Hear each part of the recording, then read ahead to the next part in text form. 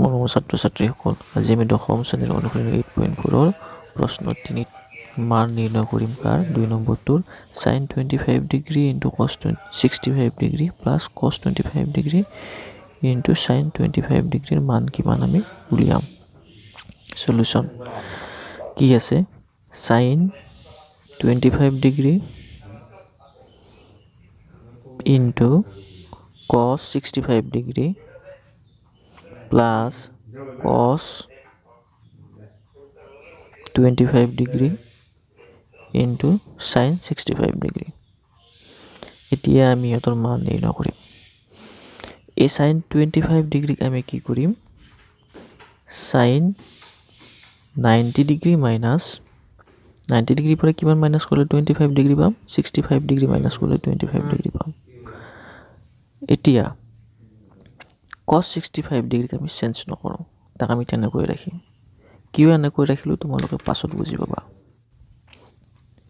Plus cos 25 degree আমি change কৰি কি কৰিলো 90 ডিগ্ৰী মাইনাস 90 ডিগ্ৰীৰ পৰা কিমান মাইনাস কৰিলে 25 ডিগ্ৰী পাম 65 ডিগ্ৰী ইনটু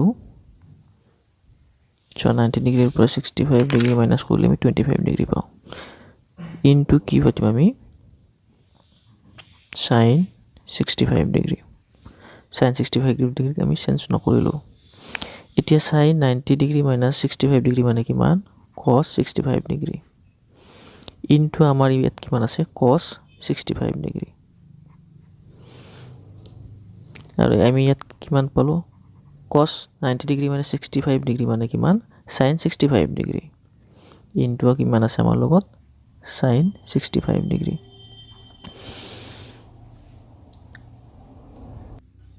এতিয়া cos 65 degree into cos 65 degree কৰিলে আমি কিমান পাওঁ cos square 65 degree plus sin 65 degree into sin 65 degree কৰিলে কিমান পাওঁ sin স্কয়াৰ 65 ডিগ্ৰী। এতিয়া cos square 65 degree plus sin square 65 degree মানে আমি কিমান পাওঁ 1 পাওঁ, কাৰণ আমি জানো যে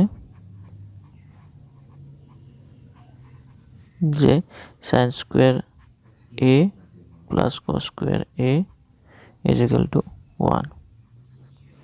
এটাকে sin square 65 degree plus cos square 65 degree is equal to 1.